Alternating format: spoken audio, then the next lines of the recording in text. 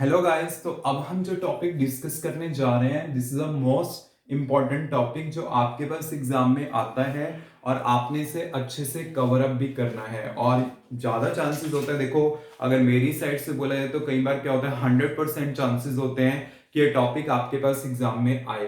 तो optics section का अगर मैं सबसे इंपॉर्टेंट सेक्शन कंसीडर करता हूं तो वो इंटरफेरेंस का सेक्शन होता है। और उसी सेक्शन में हमारे पास जो YDSC होता है, means young double slit experiment, वो सबसे ज्यादा इंपॉर्टेंट होता है। तो आपने इस टॉपिक को बहुत अच्छे से अंडरस्टैंड करना है ताकि आप इस टॉपिक की भी नॉलेज रख सको कि जब आपको अगर इस टॉपिक की प्रैक्टिकली नॉलेज होगी, अगर आप इसे अच्छे से अंडरस्टैंड कर पाओगे, देन आप क्या कर सकते हो कि जो इसके न्यूमेरिकल प्रॉब्लम है बड़े इजी वे में हैंडल कर सकते हो। तो मैं कॉन्सेप्ट्स आपको क्लियर करूंगा ये सारे, बट आपने इसे अच्छे से समझना है। अगर आपको एक बार में क्लियर नहीं होता तो आपने वीडियो को सेकंड टाइम भी देखना है। पर topic examination point of view से as well as competitive point of view से आपका बहुत ज्यादा इंपॉर्टेंट है, तो आपने इसे अच्छे से कवर अप करना है। तो देखिए हमारे पास यंग डबल स्लिट एक्सपेरिमेंट जो है बेसिकली इंटरफ्रेंस के लिए है। इसमें आपके पास होगा क्या, सबसे पहले हम इसका डायग्राम बनाते हैं। इस डायग्राम में देखिए कि हमारे पास है क्या, इस टाइप से आपने इसका डायग्राम बनाना है। जैसे मैं यहां पे फॉलो करूंगा उसी टाइप से आपने पैटर्न फॉलो करना है। यहां पे मैंने ये लिया सोर्स ऑफ लाइट, यहां पे मैं एक सॉलिड वेव बनाऊंगा और एक डॉटेड वेव। कैसे, वो चीज देखिए। ये मैंने बनाया सॉलिड, यहां पे इस टाइप से सॉलिड बनाया। देन उसके बाद ये मैंने बनाया डॉटेड। जस्ट एक चीज का ध्यान आपने रखना है कि आपने स्पेसिंग लगभग इक्वल देनी है। डॉटेड यहां पे ट्रफ को रिप्रेजेंट कर रही है, सॉलिड क्रस्ट को रिप्रेजेंट कर रही है। हमने यहां पे इस टाइप से बनाना है।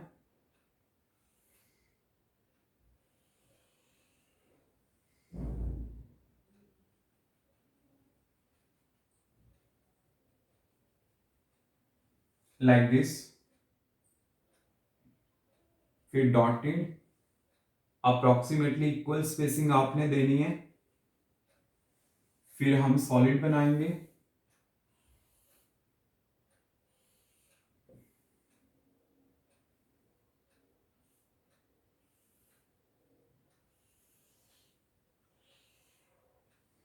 ये हमने सॉलिड बनाई। देन उसके बाद हमने बनाना है डॉटेड।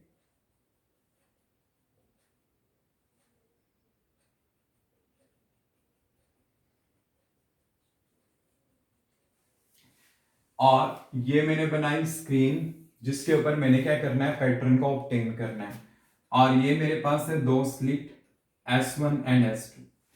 और एक चीज का ध्यान रखना कि ये जो सोर्स ऑफ लाइट हमारे पास होता है, इसके आगे भी क्या लगी होती है, एक स्लिट लगी होती है। और कंडीशन क्या होता है कि इसका जो विड्थ होना चाहिए वो कम से कम होना चाहिए, कि मतलब जो इस सोर्स का विड्थ सबसे कम होना चाहिए, एंड देन हम इससे लाइट ऑब्टेन करेंगे। फिर वो लाइट यहां से पास आउट होगी जो कोहेरेंट सोर्सेज की तरह एक्ट करेंगे। अब देखिए आपके पास जैसे कि यहाँ पे सॉलिड लाइन है वो क्रस्ट को रिप्रेजेंट कर रही है, डॉटेड लाइन ट्रफ को रिप्रेजेंट कर रही है। अगर मैं यहाँ पे ये वाले पॉइंट्स देखता हूं तो यहाँ पे देखिए डॉटेड डॉटेड पे लाई कर रहा है, सॉलिड सॉलिड पे लाई कर रहा है, डॉटेड डॉटेड पे लाई कर रहा है। तो जब आपके पास क्या होता है, डॉटेड डॉटेड पे सॉलिड सॉलिड पे, तो इसका मतलब क्या है, ट्रफ ट्रफ पे है, क्रस्ट क्रस्ट पे है, ट्रफ ट्रफ पे है, तो उससे क्या होगा, कंस्ट्रक्टिव इंटरफेरेंस होगा। तो आपके पास यहाँ पे जो सेंट्रल आएगा वो क्या आएगा, ब्राइट स्पॉट आएगा, जिसे हम फ्रिंजेस बोल देते हैं, जो आपको विड्थ मिलती है। तो ये आपको ब्राइट फ्रिंज मिलेगी।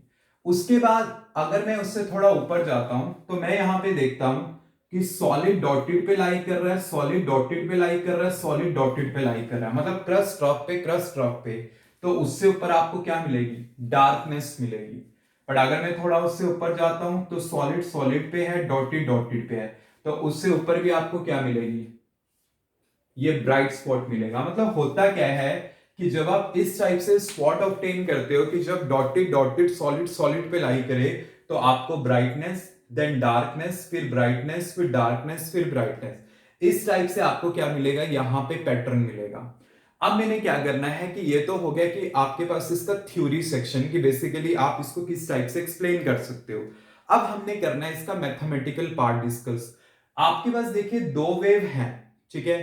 एक का एम्पलीट्यूड मैंने यहां पे मान लिया कि एक का एम्पलीट्यूड कितना है, ए है, और दूसरे का एम्पलीट्यूड मेरे पास क्या है, बी। वी नो दैट कि इन दोनों के बीच में कोई फेस डिफरेंस या पार्ट डिफरेंस नहीं होना चाहिए, और अगर है then it should be constant. So we will take generally कि दोनों के बीच में जो फेस डिफरेंस है वो कितना है, 5 है। तो आप कैसे करोगे आगे वो चीज देखिए, आपने इसमें आगे करना कैसे है।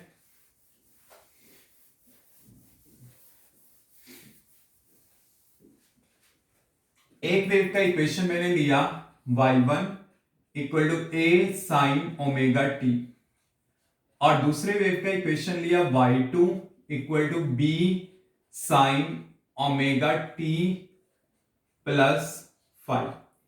मैं क्या मान रहा हूं कि दोनों में कोई फेस डिफरेंस है ही नहीं है।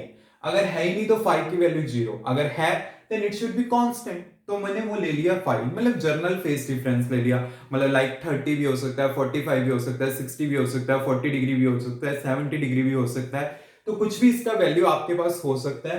तो ये दोनों के बीच में क्या रहेगी, वो कॉन्स्टेंसी मेंटेन रहेगी। बट एक का एम्पलीट्यूड मैंने ए लिया है, दूसरे का एम्पलीट्यूड क्या लिया है, बी।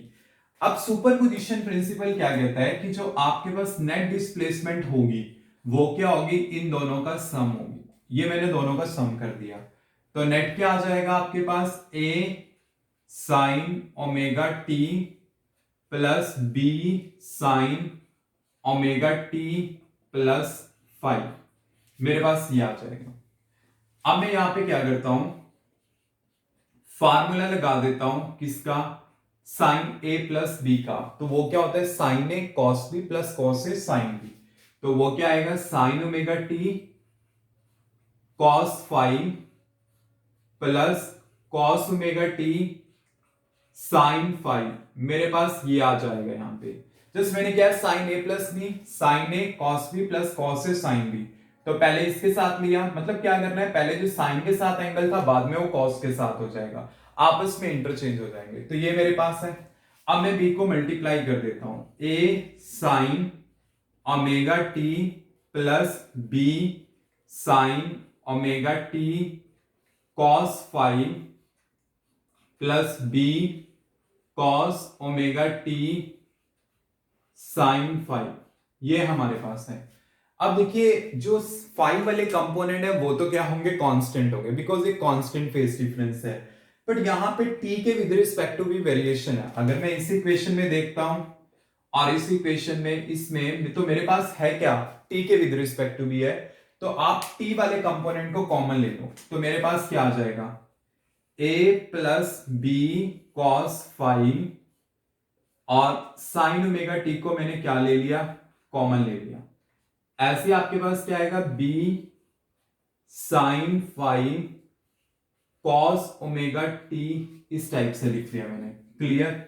और अब मैं यहां पे कंसीडर कर रहा हूं कि ये जो कंपोनेंट है मेरे पास a प्लस बी कॉस 5, ये किसके इक्विवेलेंट होगा, r कॉस थीटा।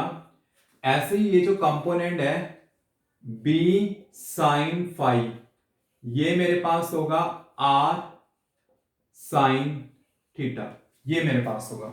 मतलब है क्या कि दो वेव थी a और b, ठीक है, उनके बीच में फेस डिफरेंस 5 था। r जो मेरे पास है वो क्या है, एम्पलीट्यूड है किसका, रिजल्टेंट वेव का, और थीटा आपके पास एंगल एसोसिएट होगा विद द रिजल्टेंट। जैसे मैं मान लेता हूं कि मेरे पास मान लीजिए दो स्लिट है, ये मेरे पास सोर्स ऑफ लाइट है, क्लियर। एक वेव यहां से, एक वेव यहां से, इसका एम्पलीट्यूड a था, इसका b था, और दोनों के बीच में जो फेस डिफरेंस था वो था 5। जो इनका रिजल्टेंट आया वो r आया, और उसका with the either of the wave जो एंगल होगा वो कितना होगा, थीटा होगा। ये आपके पास है, क्योंकि अगर आपने 11th में वेव्स एंड ऑसिलेशन चैप्टर अच्छे से किया है तो आपके पास ये फंक्शंस यूज होते थे वहां पे in the periodicity of the wave function. तो हम इनको इस टाइप से लिखते थे। अब आपने क्या करना है, इन दोनों इक्वेशंस की स्केयरिंग करनी है और दोनों को ऐड करना है। तो देखिए आपके पास क्या आएगा, इसको मैं इस साइड ही ले लेता हूं, r square sine square theta plus r square cos square theta equal to, और इनको मैंने किया तो यहां पे आ जाएगा a प्लस बी कॉस 5 का whole square plus B square sine square five, ये हमारे पास आएगा। इसमें से कॉमन ले लूंगा आर स्क्वायर, तो sine square theta plus cos square theta तो क्या होगा 1। तो आपके पास आ जाएगा आर स्क्वायर इक्वल टू, इसको ओपन करते हैं, A square plus B square cos square five plus 2ab cos five plus B square sine square five, ये हमारे पास आ जाएगा। अब ये जो मेरे पास ये दो कंपोनेंट है, एक ये और एक ये, अगर मैं यहां से बी स्क्वायर को कॉमन लेता हूं तो मेरे पास जैसे cos square five plus sign square five आएगा, वो तो क्या हो जाएगा 1। तो रिजल्टेंट का आपके पास क्या आ जाएगा, are square equal to a square plus B square plus 2ab cos five.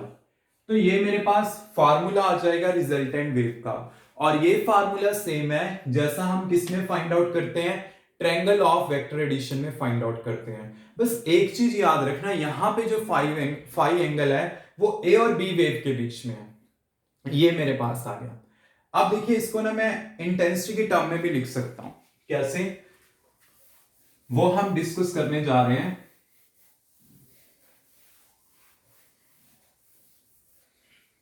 जैसा कि मेरे पास यहां पे रिलेशन आया है r square equal to a square plus B square plus 2ab cos five. मुझे पता है जो इंटेंसिटी होती है वो किसके प्रोपोर्शनल होती है, एम्पलीट्यूड के स्क्वायर के प्रोपोर्शनल होती है। क्लियर। अगर मैं रिजल्टेंट का लेता हूं तो रिजल्टेंट के लिए क्या होगा, i r proportional to r square. तो यहां पे जब इक्वालिटी में चेंज करूंगा तो क्या आएगा, आई आर इक्वल टू के आर स्क्वायर, के is a constant of proportionality. ऐसे मेरे पास आई ए जो होगा फर्स्ट वेव के लिए वो ए स्क्वायर के होगा, तो यहां पे क्या आएगा आई ए इक्वल टू के ए स्क्वायर।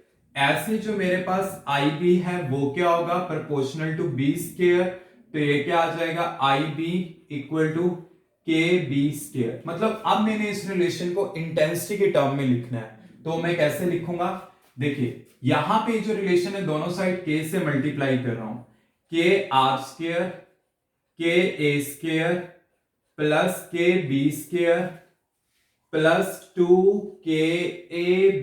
Cos five.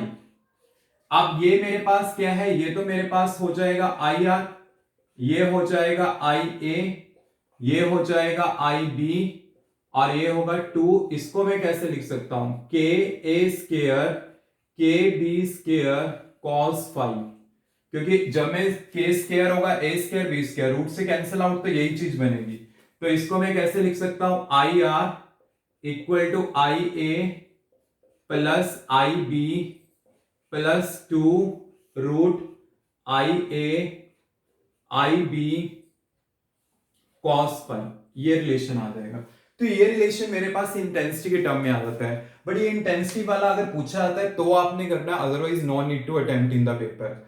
अब इसके थ्रू देखिए हमने क्या करना है, कंडीशंस फाइंड आउट करनी है कि मैक्सिमा का कंडीशन क्या होगा और मिनिमा का कंडीशन क्या होगा, वो चीज देखिए।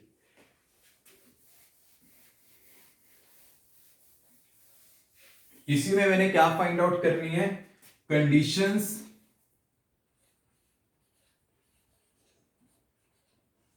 ऑफ मैक्सिमा और we can say condition of constructive interference, क्योंकि कंस्ट्रक्टिव इंटरफेरेंस किसको बिलोंग करता है, मैक्सिमा को बिलोंग करता है।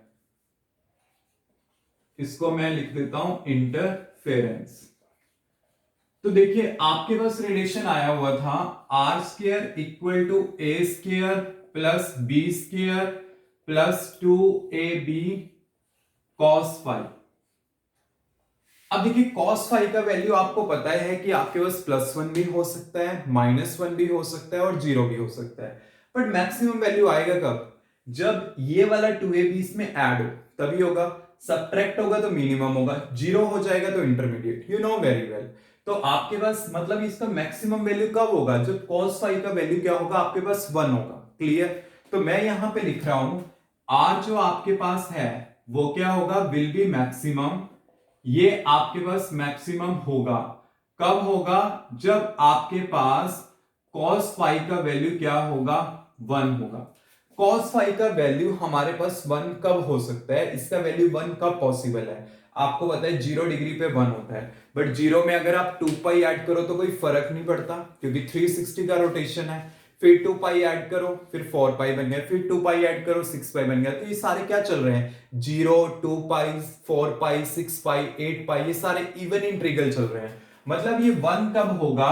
जब फाई आपके पास क्या होगा? इवन इंटीग्रल ऑफ पाई होगा।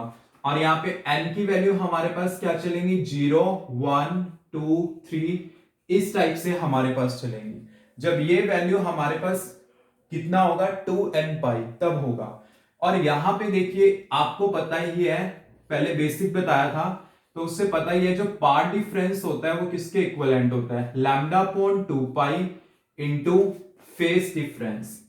आपके पास ये क्या होता है? Phase difference.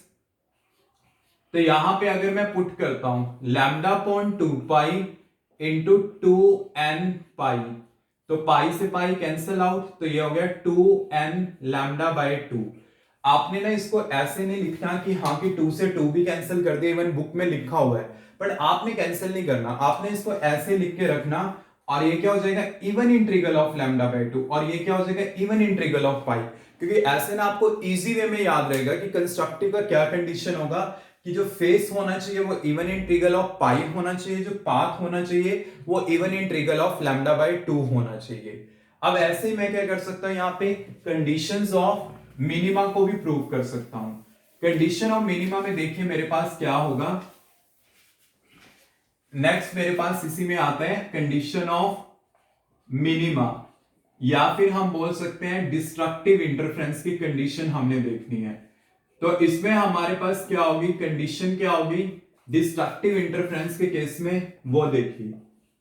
ये देखिए हम कैसे फाइंड आउट कर सकते हैं।